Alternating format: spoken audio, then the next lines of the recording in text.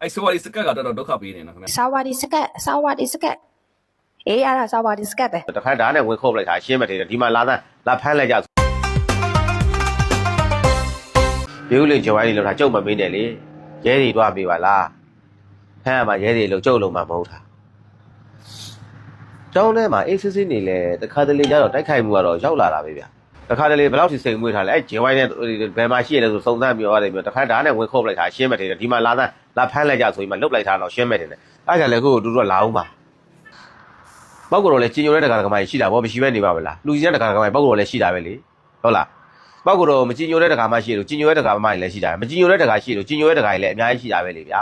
အများကြီးရှိတာပဲအဲ့နဲ့အခုတစ်ခေါက်လည်းပေါက်ကတော့ဒီလေးမျက်နှာဘက်ကိုပဲသွားလှူမှာစကိုင်းဘက်ကိုလှူဖို့တော့ပြောတယ်စကိုင်းဘက်ကိုကျုံမှန်တိုင်းပြီးတော့သွားမလှူရဘူးဗျနော်လှူကျင်စိတ်ရှိရင်တော့မှအညာဒေတာကိုသွားပြီးမှမလှူရဘူးဗျသွားကျင်စိတ်ရှိရင်တော့မှပေါက်ကတော့အညာဘက်ဆွန်းစားပြီးအဲ့လောက်ဒီပေါက်ကတော့တူရဲကောင်းမို့မသွားရဘူးဗျနော်မသွားရဘူးကျုပ်တို့လွတ်မသွားရဘူးပုံမလေးလေးပြောတာနော်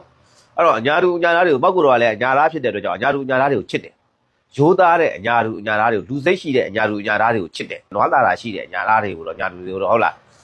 းပောက်ကတော့မချစ်နိုင်ဘူးပောက်ကတော့လည်းပုထုဇဉ်ပဲဟုတ်လားမေတ္တာတရားလောက်ကြီးမထားနိုင်ဘူးနော်မေတ္တာတရားပြည့်စုံလိုက်လားခင်ဗျမေတ္တာဘယ်မှာဆိုတရား၄ပါးထဲမေတ္တာထားတယ်မွေဝေးကြီးကိုခင်ဗျကိုင်းမှာတင်ကားလည်းထည့်ထားလေပေါက်သေးမှာပေါ့အဲ့လောက်ထိတော့မေတ္တာမကြီးမှာလားမွေဝေးကြီးလားအနန္တကလိုက်ရိုက်ရမှာပဲလေကိုယ်နဲ့ဝေးတဲ့နေရာတော့ရိုက်ရမှာပဲဟုတ်လားအဲ့တော့ PDF ယုံပြီးသွားတယ်တော့ကိုပြန်တော့မှုတော့မှာပေါ့မသေးသေးပဲနဲ့သေးခွာတဲ့ဟာမျိုးပေါက်ကတော့အဲ့လိုထိမစွန့်စားရပါဘူးဗျာနော် တုံမီရှိုမီတွေဖြစ်တယ်အခု BBC ပေါ့ BBC ကတုံမီရှိုမီလုပ်တယ် BBC ရဲ့မိကုန်းထဲမှာစကိုင်းတိုင်းပဲပါတယ်ကျွန်တော်ပြောမယ်ရှမ်းပြည်နယ်ကလောပြည်မှာရေကြီးနေတယ်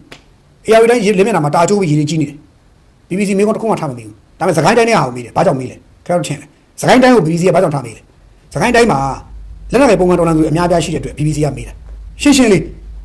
အညာဒေသပုံကန်သူတွေရှိတဲ့နေရာမှာရေကြီးနေတဲ့အတွက်အိုက်ကောင်က BBC ကအဲ့လောက်ဆွတ်တင်တာ topicလေးမနာရေးကြီးတဲ့ကိစ္စလေးမနာရေးကြီးမှုနဲ့ပတ်သက်ပြီးတော့နိုင်ငံတော်ဆိုတာဘာတွေပြင်ဆင်ထားတာရှိပါတယ်လဲဆိုတော့တစ်ချက်ကလေးမှမမေးဘူးတို့ AR တိုင်းကလူတွေပုံမှာ AR တိုင်းကလူတွေပုံမှာစေနာမရှိဘူးဆိုတဲ့ BBC ကကောင်းနေ BBC ကကောင်းနေလုပ်နေတာနော် BBC ကကောင်းနေနော် BBC ကအဂျန်နာကဘာလဲအဲ့ဒါလေဆိုတော့ဘာလဲလက်နက်ကပြိပခါတွေနဲ့တိုင်းပြည်မှာဝေယုံသုံးကားဖြစ်ဖို့ပဲအာရုံစိုက်တယ်အဲ့တော့ BBC မှာသတင်းတောက်လုပ်နေတဲ့သတင်းတောက်ကြီးတွေသတင်းတောက်မတွေကျွန်တော်နဲ့သိတယ်လို့အများကြီးကျွန်တော်ခဏပြောတယ်ဒီကောင်တွေရဲ့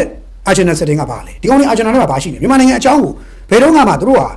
့ကိုယ်ပိုင်သူတို့စိတ်နဲ့သူတို့လွတ်ပိုင်ခွင့်ဘာကိုမှမရခဲ့တာဒီကောင်ကိုယ်စိတ်နဲ့ကိုလွတ်လောက်မရဟိုကပတ်စံပေးခိုင်းအကုန်လုံးရတယ်ပတ်စံပေးခိုင်းတာအကုန်လုံးရတယ်ဟိုကလာတာပေးတော့သူများပတ်စံစားတာတော့သူများခိုင်းတာလုပ်ရတယ်နွားတယ်လူပဲဒီကောင်တွေနွားတယ်လူသူများခိုင်းတာလုပ်ရတယ်သူတို့ဘာသူတို့လွတ်လပ်မှုရှိလားမေးကိုသူတို့လွတ်လပ်မေးခွန်းတွေမေးလို့ရရလားကြည့်လိုက် ဒီအထက်ကျမဘာပဲတင်နေစာဝါဒီစကတ်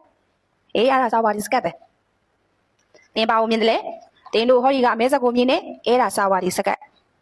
်တင်တို့ဒီနောက်ခင်ကစာအုပ်တော့လုံးရှင်တို့မမြင်ဘူးဟောဒီအမဲဆက်တစ်ချက်ကိုပဲရှင်တို့မြင်ကြတယ်အဲ့ဒါအခုရှင်တို့ပြောနေတဲ့စာဝါဒီစကတ်ဟုတ်ပြီထိုင်းနိုင်ငံကဒီမိုကရေစီစနစ်ကိုကျင့်သုံးတဲ့နိုင်ငံဖြစ်တယ်ဒါကြောင့်မို့တို့ဒီမိုကရေစီနည်းလမ်းရာလွတ်လပ်စွာသဘောထားကွဲလွဲခွင့်ရှိတယ်ဆန္ဒထုတ်ဖော်ခွင့်ရှိတယ်ရတယ်သို့တော့သူတို့နိုင်ငံကအေရှင်ဖြစ်ဖိတ်လို့ဧည့်သည်ကလာတဲ့ဧည့်သည်ကိုအဲ့ဒီလိုဆန္ဒပြတယ်ဆိုရင်အေရှင်နိုင်ငံရဲ့ဂုဏ်သိက္ခာအဆင့်တန်းကဘာလဲအေရှင်နိုင်ငံရဲ့တန်တမန်ရေးရာဂုဏ်သိက္ခာဘာလဲအေရှင်နိုင်ငံရဲ့လုံခြုံရေးစီမံခန့်ခွဲမှုဘာလဲနိုင်ငံတကာမှာတကယ်တဲ့အဲ့ဒီမေကွန်ထုတ်မှုတွေနဲ့အဲ့ဒီလိုမေကွန်ထုတ်မှုတွေနဲ့နိုင်ငံတကာမှာအရှက်ရဂုဏ်သိက္ခာကျသွားတာဘယ်သူလဲအဲ့ဆိုဝါဒီစကတ်ကတော့ဒုက္ခပေးနေနော်ခင်ဗျာကျွန်တော် like မှာဘယ်မှာပဲဖြစ်နော်ခင်ဗျာချင်းကြလို့ကျွန်တော်မျက်စိကလည်းနောက်နေပြီတစ်တော့မလွတ်တော့လဲတစ်တော့မှဆိုဝါဒီစကတ်ပဲကျွန်တော်ဆိုဝါဒီခတ်ခင်ဗျာတကယ်နားမသိတာလားဆိုဝါဒီခတ်ပြန်ပြောမယ်ဆိုဝါဒီခတ်ပြန်ပြောမယ်နော်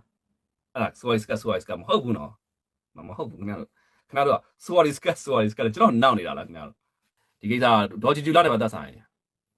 ဒေါ်ချူချူလာတငယ်ချင်းမျိုးတော့ဒေါ်ချူလာတငယ်ချင်းပေါ့ဗျာနော်သူကမျိုးတော်ဝင်အောင်ဂရုမစိုက်ဘူးလေဗျာနော်ကုမ္ပဏီနာမည်က TYTC ကုမ္ပဏီတဲ့ဘာလို့ဆိုတော့အဲ့ဒီကျွန်တော်တို့မန္တလေးအေးချမ်းတာဆန်ပါဗျာအခုကပြည်သူလူထုကအခုဆိုရှင်တိုင်နေပြီ3နှစ်လောက်ရှိပြီပေါ့ဗျာနော်အဲ့ဒီမန္တလေးမှာဘယ်လိုခေါ်မလဲဆိုတော့ဒီအမိုက်တွေပေါ့မပြောင်းဘူးပေါ့ဗျာနော်အမိုက်တွေမပြောင်းပြည်သူလူထုလည်းအော်နေပြည်သူလူထုကအထက်ကိုတိုင်တယ်အထက်ကိုတိုင်လို့ရှိရင်အဲ့ဒီအထက်တိုင်တဲ့အရာတွေဝန်ထမ်းတွေကလည်းအောက်ကဝန်ထမ်းတွေအထက်ကိုတိုင်တယ်တိုင်တဲ့ဟာတွေအကုန်လုံးကလည်းစီပင်ရုံးမှနေမဲ့ပျောက်သွားပြီစီပင်အထက်ကိုဘလို့မှတိုင်စာမရဘူးနော်အဲ့တော့နောက်ထပ်ဒီဘယ်လိုခေါ်မလဲဒီကျွန်တော်တို့ပြည်သူလူထုကတိုင်တဲ့ဟာတွေအထက်ကိုမရဘူးဘယ်အဆင့်လဲဆိုတော့နိုင်ငံတော်အဆင့်တစ်ခါတည်းဖုံးဖိထားတဲ့ပုံစံမျိုးတွေဖြစ်နေနော်အဲ့တော့တန်ရှင်းရေးဝန်ထမ်းတွေကိုတဲ့အခုခေါ်ခိုင်းနေပေါ့ဗျာအစိုးရဝန်ထမ်းတွေကိုခေါ်ခိုင်းနေပေါ့ဗျာနော်အစိုးရဝန်ထမ်းတွေကမေးတာပေါ့ငါတို့တွေကဘုံကျွနေလားတဲ့မင်းတို့ဒါပုတ်လိကနေဆွဲလာငါတို့တွေအတင်းခေါ်ခိုင်းနေရလားတဲ့နော်လူနည်းနည်းလေးပဲခံပြီးအစိုးရဝန်ထမ်းတွေကိုခေါ်ခိုင်းနေပေါ့ဗျာနော်အမိုက်ခွန်တွေကောက်ပြီးတော့အမိုက်မပြောင်းတာ3နှစ်ရှိပြီတဲ့အဲ့ဒီမန္တလေးမှာပေါ့ဗျာနော်